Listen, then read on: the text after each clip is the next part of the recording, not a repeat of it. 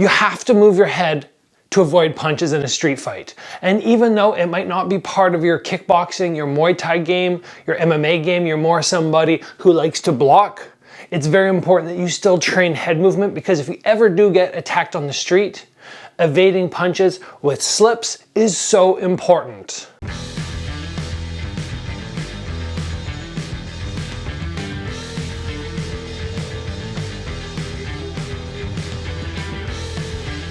Today's episode is sponsored by XMartial. You can pick up all your training apparel, jiu-jitsu, kickboxing, Muay Thai. You can find it all right here. Fun, exciting designs that are different, unique.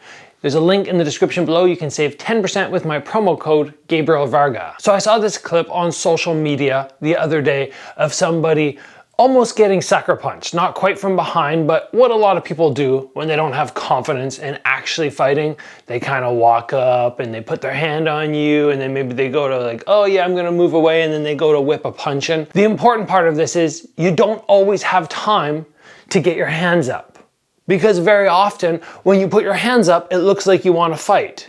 Yes, there's a better option than this. You could go open hand and just go like this as soon as somebody starts doing anything in your face. But a lot of us, especially with training, just kind of go like this, right? We're like, what are you doing? And from here, it's very difficult to get your hands up in time to block, especially if this person is just trying to jump on you. They're trying to catch you by surprise. They're trying to cheap shot you, essentially, because they don't really want to have a fair fight. This is when it's so important to have that ability to move your head. Now, why does head movement work so well on the street? When in the gym you try it and you go, oh, I just keep getting tagged, I'm not gonna bother with it anymore. Well, one of the big differences is the average person on the street is gonna have so much more trouble finding your head. They're not trained.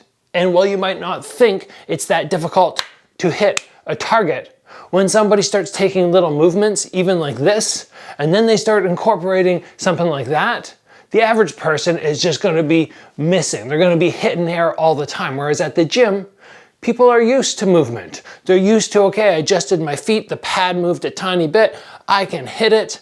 So on the street, even just doing something like that is going to help you so much. And chances are people won't even be able to find your head in the exact knockout point which they need to. And I just thought this clip that I saw was such a good example of what could potentially go down.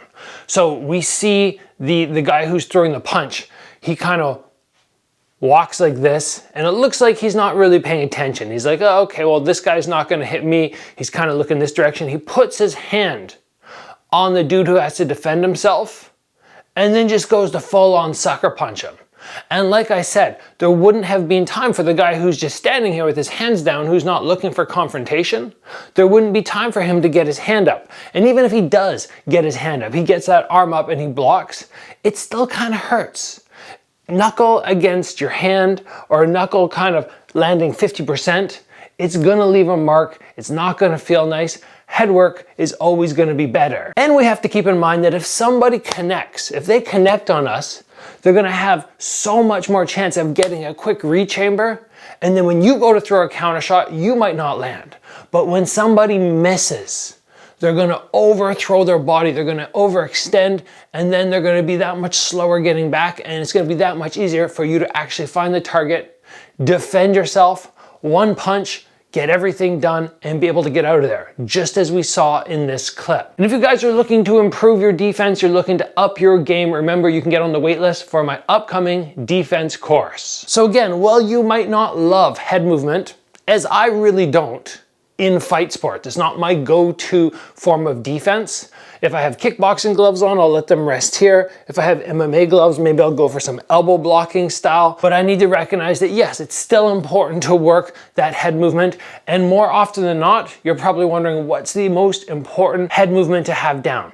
Like if I could work one thing, should I be working dropping to the side? Should I be working rolling under hooks? No, the one that would be most important if you want to work anything is just tipping your weight backwards.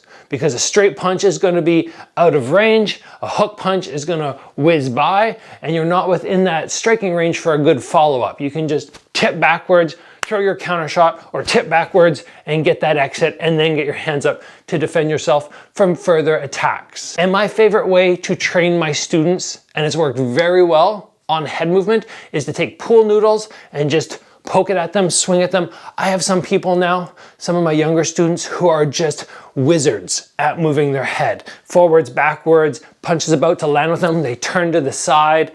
It's fantastic. So if you can have somebody poke noodles at you, swing at you, throw a couple combos occasionally, it is gonna help you so much if you ever have to defend yourself on the street. Let's call it there, guys. Thank you for joining me today. As always, train hard, stay safe, and I will see you back here soon for another video.